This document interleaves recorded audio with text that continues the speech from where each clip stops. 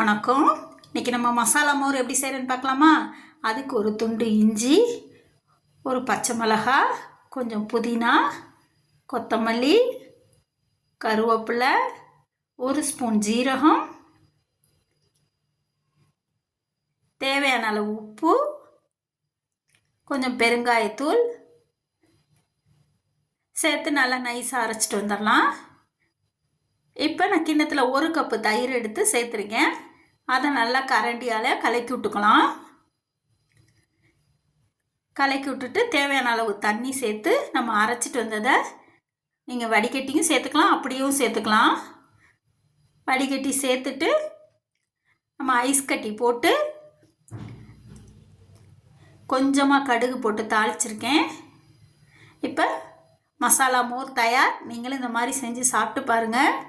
செம்ம டேஸ்ட்டாக இருக்கும் இந்த வெயிலுக்கு இதமாக. தேங்க்ஸ் ஃபார் வாட்சிங். சேனல் பிடிச்சா லைக் பண்ணுங்கள், ஷேர் பண்ணுங்கள்.